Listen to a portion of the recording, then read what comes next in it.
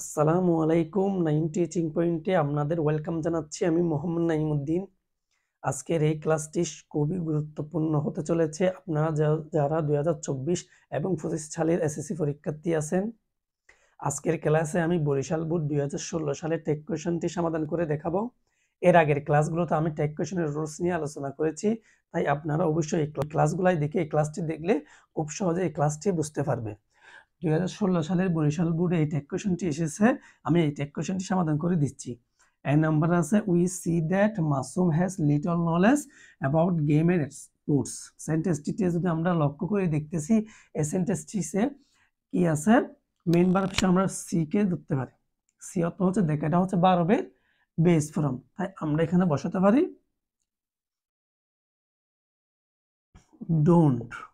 এরপর we subject হিসেবে আছে উই ডোন্ট উই। নাম্বারের আনসার হবে don't we. We see that Masum has little knowledge about game and sports.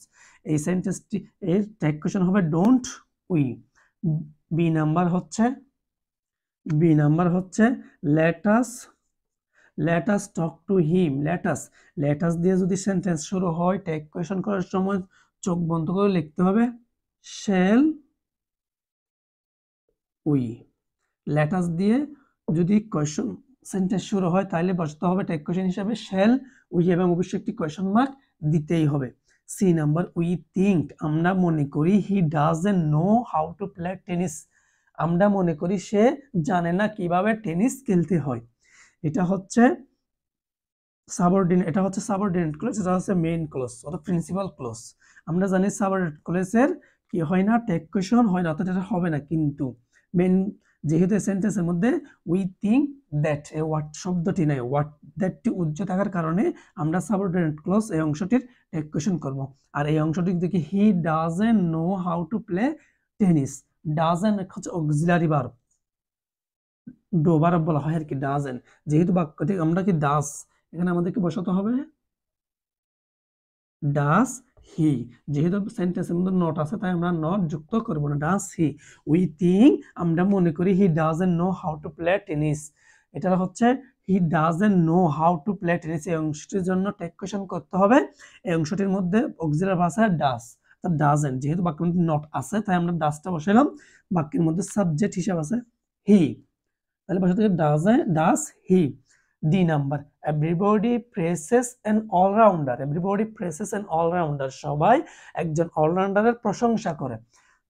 এখানে কোনো অক্সিলারি নাই, কিন্তু মেইন ভার্ব আছে প্রেসেস। যেহেতু ভার্বের সাথে এস আছে, এস বাই এস যদি থাকে, আমরা অবশ্যই টেক কোয়েশন করতে হবে ডাজ।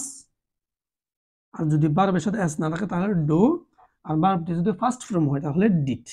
যেহেতু এখানে ভার্বের সাথে এস আছে, তাই আমরা ডাজ দিয়ে টেক কোয়েশন করব। তাই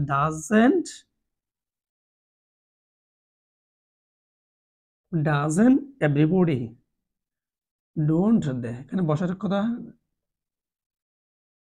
ডোন্ট।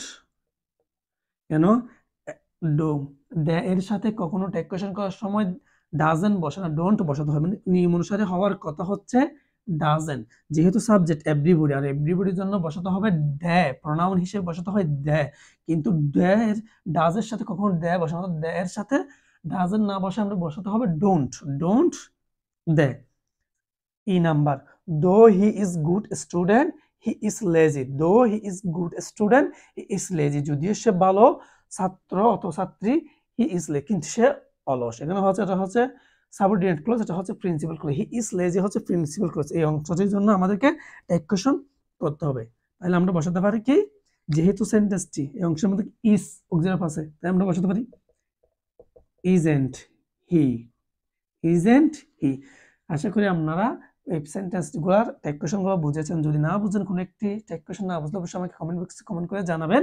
আর অবশ্যই আপনারা কমেন্ট করবেন ভিডিওটি আপনাদের কেন লেগেছে, এবং ভিডিও যদি ভালো লাগে একটি লাইক দিবেন। আমার ক্লাসগুলো আপনাদের বন্ধু বান্ধবের কাছে শেয়ার করবেন যারা আমাদের সাথে পরীক্ষা দিচ্ছে। পরবর্তী ক্লাস আপনাদের সাথে দেখা হচ্ছে, তখন ভালো থাকবে, সুস্থ থাকবে। আল্লাহ হাফেজ, আসসালামু আলাইকুম।